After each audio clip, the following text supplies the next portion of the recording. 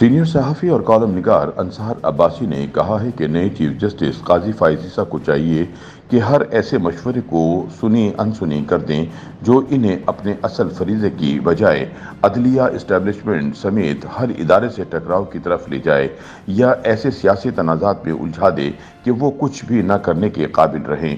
Chief justice अगर media की headlines बनाने में पड़ गए तो फिर असल मसले का हल उनके लिए नामुमकिन हो जाएगा। अपनी एक तहरीर में अंसार अब्बासी लिखते हैं कि नए चीफ जस्टिस काजी फायज़ ईसा को बहुत मशवरे दिए जा रहे हैं। कोई कहता है कि जस्टिस फायज़ को सबसे पहले सुप्रीम कोर्ट की सफाई करनी चाहिए, चंद एक जजों को निकाल बाहर करना चाहिए जबकि कुछ को वापस हाई कोर्ट्स भिजवा दें। कुछ कहते हैं कि सबसे पहले चीफ जस्टिस को फैजाबाद धरना केस उठाना चाहिए और साबिक DGISI जनरल फैज़ के साथ साथ एक हाजिर सर्विस लेफ्टिनेंट जनरल को भी कटहरे में खड़ा करना चाहिए। कुछ ये भी तवक्को लगाए बैठे हैं कि जस्टिस फायज़ ईसा तहरीक इंसाफ की हुकूमत के दौरान अपने खिलाफ बनाए रेफरेंस के पीछे तमाम अनासिर का एहतिसाब करें।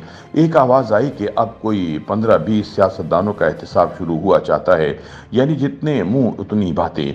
चीफ जस्टिस से मुतालबात और तवक्कुआत की फहरिस्त तवील होती जा रही है।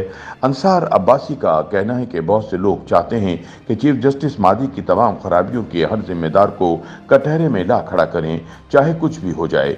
जो ऐसे मशवरे चीफ जस्टिस को दे रहे हैं वो अपनी पसंद और नापसंद की बुनियाद पर जिन किरदारों को पसंद नहीं करते उनके एहतिसाब का मुतालबा कर रहे हैं और चाहते हैं ये हैं कि ये एहतिसाब जस्टिस फायज़ ईसा करें और सबसे पहले करें।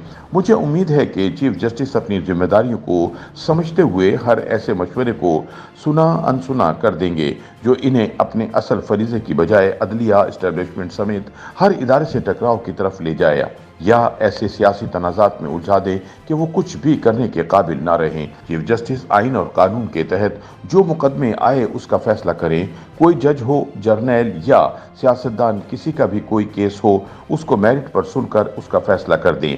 माजी में जो बुरा हुआ उसको ठीक करने में लग गए तो फिर माजी से बाहर नहीं निकल पाएंगे। माजी की गलतियों को सामने रखकर उन गलतियों को दोहराने से गुरेज करें। पाकिस्तान और अवाम के मुस्तकबिल के लिए अदलिया की सिमत दुरुस्त करें और इसे इस काबिल बना दें कि वो लोगों को इंसाफ दे। अवाम का अदालतों पर एतमाद बहाल हो, मुकदमात बरसों दिहाइयों तक चलने के बजाय फौरी और सस्ते इंसाफ की फराहमी का ख्वाब शर्मिंदा ताबीर हो। अंसार अब्बासी का कहना है 2-4 जजों को किसी की ख्वाहिश पर निकालने के बजाय जजों की तैनाती के निज़ाम की दुरुस्तगी ज़्यादा अहम है ताकि मेरिट की बुनियाद पर सिर्फ अहल अफराद ही जज बन सकें। जजों के एहतिसाब के निज़ाम को ठीक कर दें और फिर निज़ाम पर छोड़ दें कि किसका एहतिसाब करना है। अगर सुप्रीम कोर्ट में कोई 57,000 से ज़ायद मुकदमात ज़ेर इल्तवा हैं तो हाई कोर्ट्स और डिस्ट्रिक्ट कोर्ट्स का हाल तो बहुत ही बुरा है।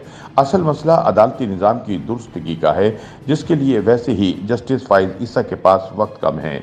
अगले साल अक्टूबर में वो रिटायर हो जाएंगे, इसलिए अगर वो पाकिस्तान के अदालती निज़ाम में ऐसी इस्लाहात लाने में कामयाब हो गए कि अदालतें फौरी और सस्ता इंसाफ देने लगें तो ये वो कारनामा होगा जो न सिर्फ जस्टिस फायज़ ईसा को तारीख में याद रखेगा बल्कि इसका फ़ायदा पाकिस्तान और अवाम को भी होगा।